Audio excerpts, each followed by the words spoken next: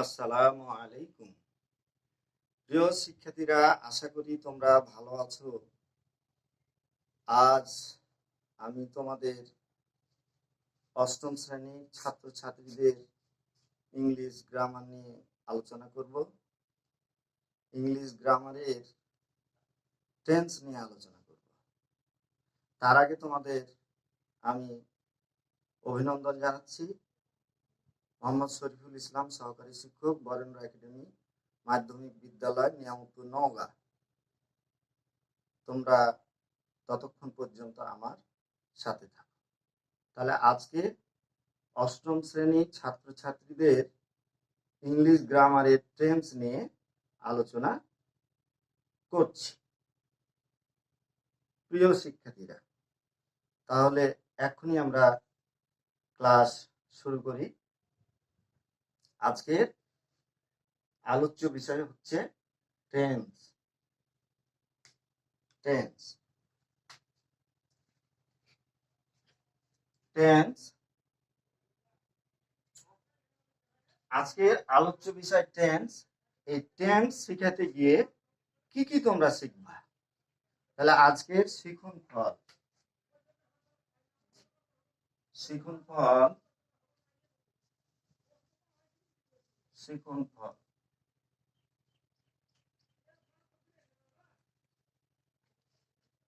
অধ্যায় শেষে যা তোমরা শিখবে: 1 নম্বর, টেন্স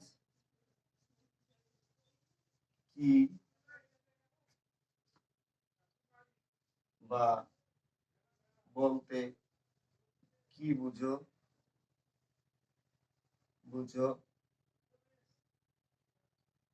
তা শিখতে পারবে।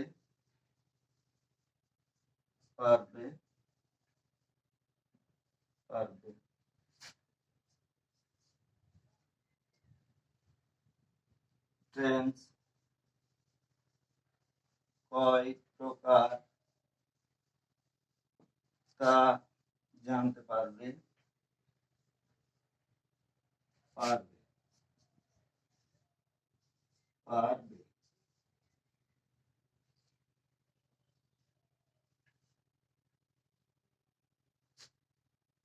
এবং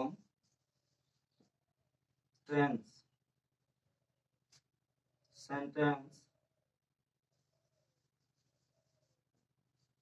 সেন্টেন্স গঠন সম্পর্কে জানতে পারবে।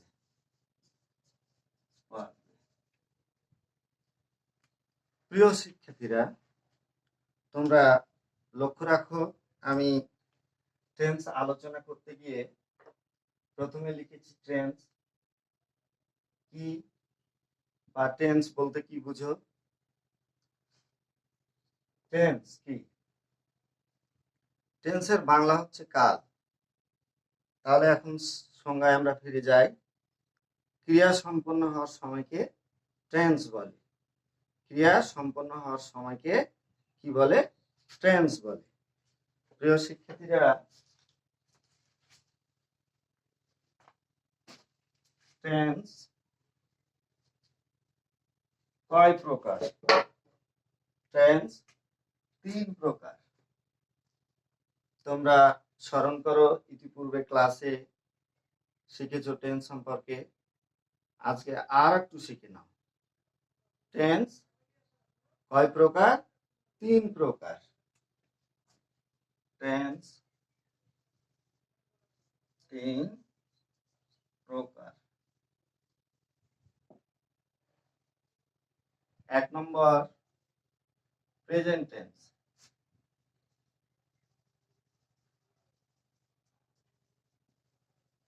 প্রেজেন্ট টেন্স এর বাংলা হচ্ছে বর্তমান কাল।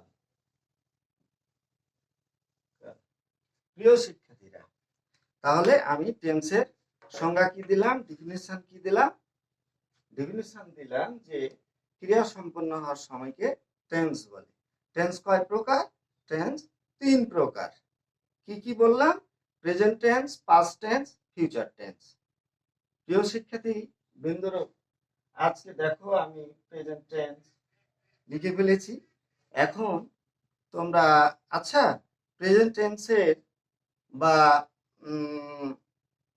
পাস্ট টেন্স বা ফিউচার টেন্স এর একটি এক্সাম্পল দিতে পারো? আশা করি অবশ্যই তোমরা পারবে, কিন্তু তোমরা আমাদের ক্লাসের বাইরে আছো, নিশ্চয় একটু মনে মনে তোমরা এক্সাম্পল গুলো তৈরি করে থাকো। পরবর্তী আমি আলোচনা করছি এই বিষয় নিয়ে যে টেন্সের গঠন আসলে সেন্টেন্স, আমরা যখন সেন্টেন্স তৈরি করতে যাব তখন এই সেন্টেন্সের মধ্যে কি কি থাকতে হবে, কি কি ছাড়া সেন্টেন্স তৈরি হয় না। তাহলে এখন আমরা একটি টেন্সের উদাহরণ দিই, অর্থাৎ প্রেজেন্ট টেন্সের উদাহরণ দিই। Example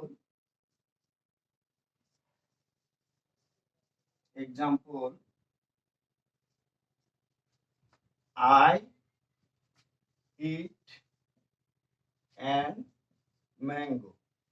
I eat an egg. প্রিয় শিক্ষার্থী, এখানে লক্ষ্য রাখো আমি একটি প্রেজেন্ট টেন্সের উদাহরণ দিয়েছি। এখন একটি টেন্স তৈরি করতে হলে, অর্থাৎ একটি সেন্টেন্স তৈরি করতে হলে আমাদের কি কি থাকতে হবে এই কথাটা আমি কিন্তু তোমাদের বলেছি। আরেকটি উদাহরণ দাও দেখি কে পারে। আরেকটি 1 নম্বর 2 নম্বর। I eat rice. প্রিয় শিক্ষার্থীরা, এখানে আমি পরস্পর দুটি এক্সাম্পল প্রেজেন্ট ইনডিফিনিট টেন্সের অর্থাৎ প্রেজেন্ট টেন্সের আমি উদাহরণ দিয়েছি। এখন একটি সেন্টেন্স তৈরি করতে হলে আমাদের কি কি থাকতে হবে, এখন এই বিষয় নিয়ে আমি বিস্তারিত আলোচনা করছি।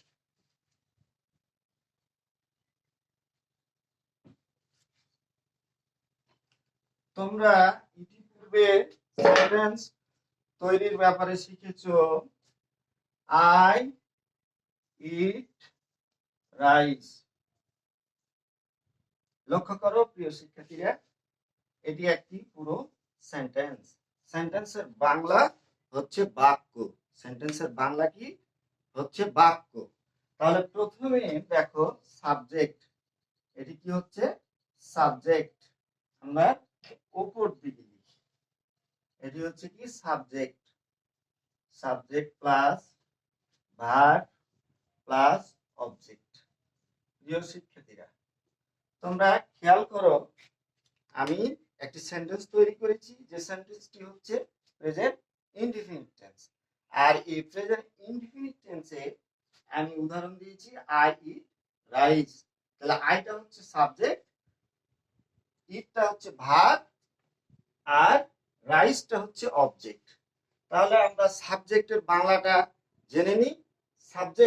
সাবজেক্টের বাংলা হচ্ছে কি কর্তা। সাবজেক্টের বাংলা হচ্ছে কর্তা। ভার্বের বাংলা হচ্ছে ক্রিয়া।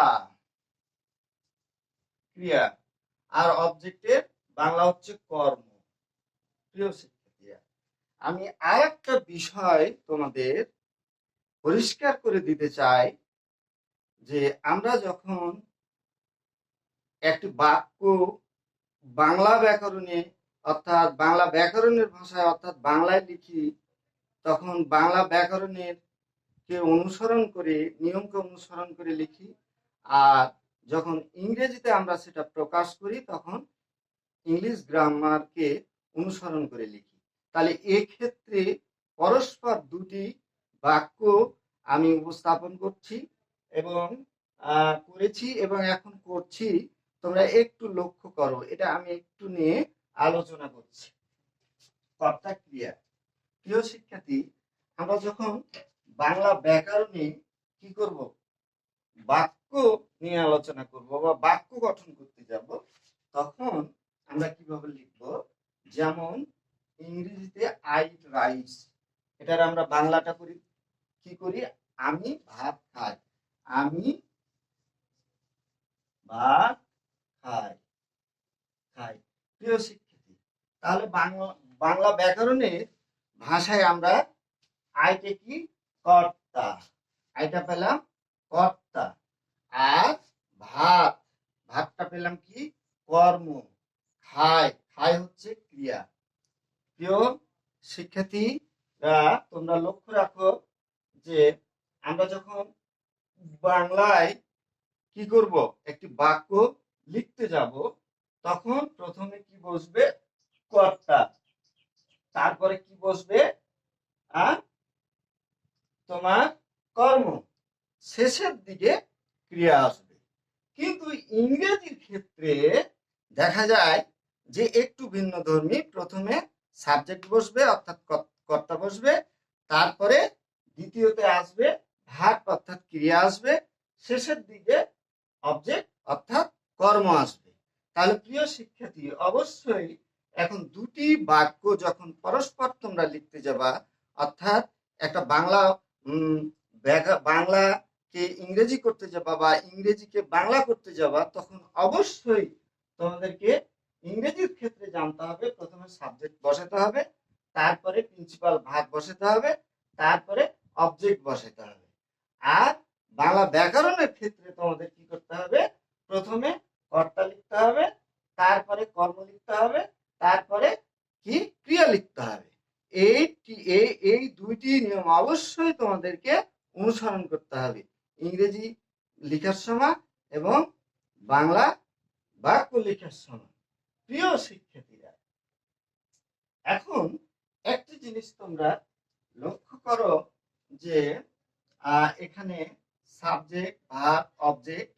এখন তোমাদের মধ্যে কারোর কি প্রশ্ন হতে পারে যে সাবজেক্ট কি স্যার, এ সম্পর্কে একটু যদি বলতেন। ইতিপূর্বে ক্লাসে তোমরা সাবজেক্ট সম্পর্কে জেনেছো, ভার্ব সম্পর্কে জেনেছো, অবজেক্ট অর্থাৎ কর্ম সম্পর্কে জেনেছো, আজকে আবারও একটু জেনে নাও।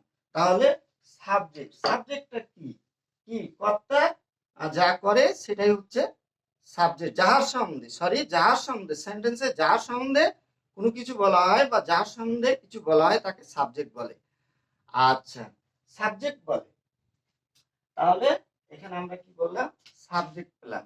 আর ক্রিয়াটা হচ্ছে যে ওয়ার্ড দ্বারা কোনো কাজ করা বোঝায়, খাওয়া বোঝায়, করা বোঝায়, এক কথায় কাজ বোঝায়, সেটা হচ্ছে ক্রিয়া। অবজেক্ট, অবজেক্ট এর বাংলা হচ্ছে কর্ম। কর্ম কি? কর্তা যা করে সেটাই হচ্ছে কর্ম। কর্তা যা করে সেটাই হচ্ছে কর্ম। আরো আমি পরিষ্কার করে বোঝাতে চাই যে ক্রিয়াকে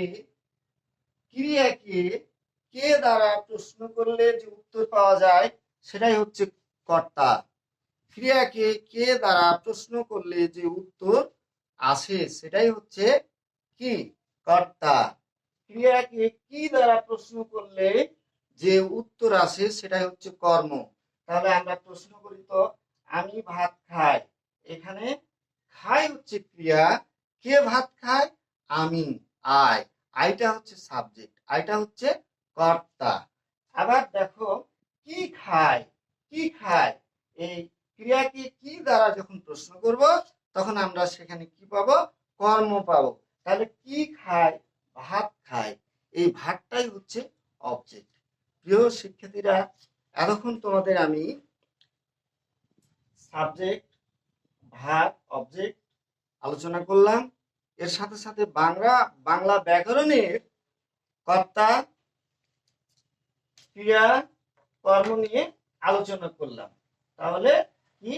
কর্তা কর্ম ক্রিয়া নিয়ে আলোচনা করলাম বাংলা ব্যাকরণে। প্রিয় শিক্ষার্থীরা, এখন আমরা পরস্পর তিনটি টেন্স নিয়ে আমরা আলোচনা কিছু অংশ করব।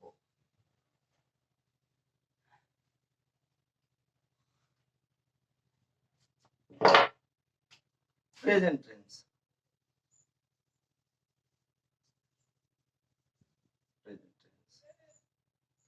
বর্তমান কাল। প্রিয় শিক্ষার্থী, প্রেজেন্ট টেন্স হচ্ছে বর্তমান কাল। তারপরে দ্বিতীয়টা আছে কি? Past tense. পাস্ট টেন্সের বাংলা হচ্ছে কি? অতীত কাল। 3 নম্বরে আসছে ফিউচার ফিউচার টেন্স।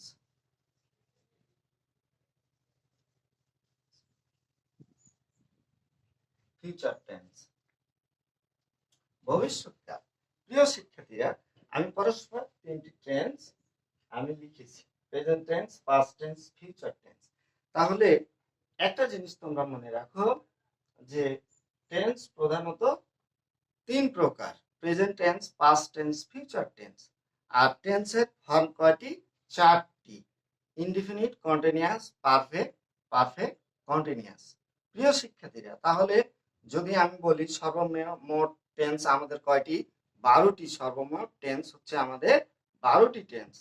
তাহলে আমরা যদি তিনটি আর চারটি মনে রাখি এইভাবে, যে present tense, past tense, future tense, এটা তো মনে থাকবে। এর সাথে শুধু খালি আমাদের কি করতে হবে? Present indefinite tense, present continuous tense, present perfect, present perfect continuous.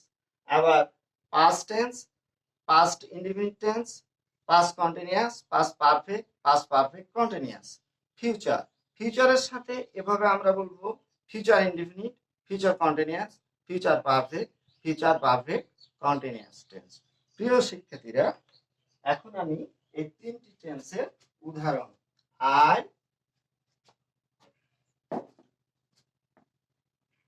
Present tense, I eat rice, rice. প্রিয় শিক্ষার্থীরা, এবার পাস্ট টেন্সের एग्जांपल হচ্ছে I ate rice, rice. Future টেন্সের एग्जांपल হচ্ছে তোমাদের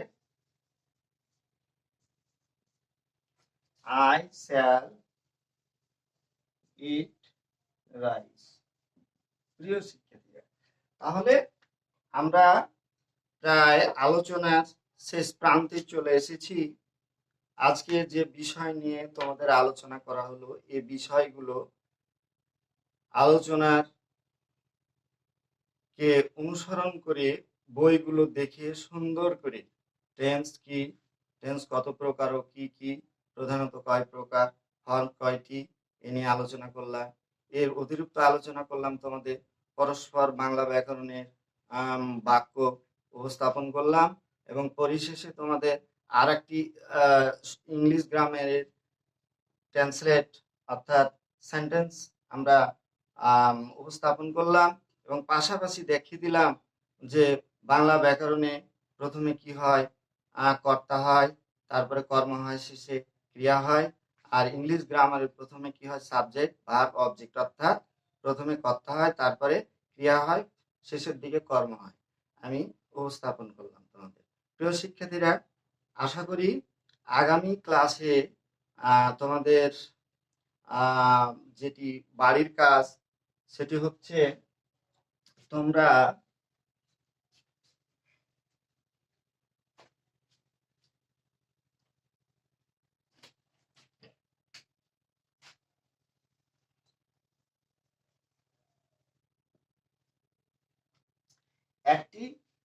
একটি সেন্টেন্স থেকে তিনটি সেন্টেন্স আমাদের তৈরি করতে হবে।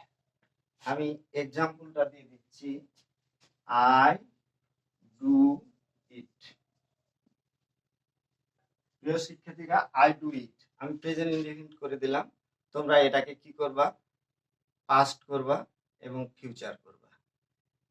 ইনশাল্লাহ আশা করি আমি আলোচনায় যতটুকু পেরেছি সাধ্যমতো তোমাদের শেখানোর চেষ্টা করেছি। তোমরা ধরে থাকবা। আর মহামারী করোনার মধ্যে অবশ্যই তোমরা বাসায় থাকবা, ভালো করে লেখাপড়া করবা, আর দুর্যোগ মুহূর্তে বাইরে বের হবে না। আর প্রিয় শিক্ষার্থী, এই পর্যন্ত। আশা করি ভালো থাকো, এই প্রত্যাশা করে আমি আজকের ক্লাসে আবারও তোমাদের সকলকে অভিনন্দন জানিয়ে বিদায় নিচ্ছি। আল্লাহ হাফিজ।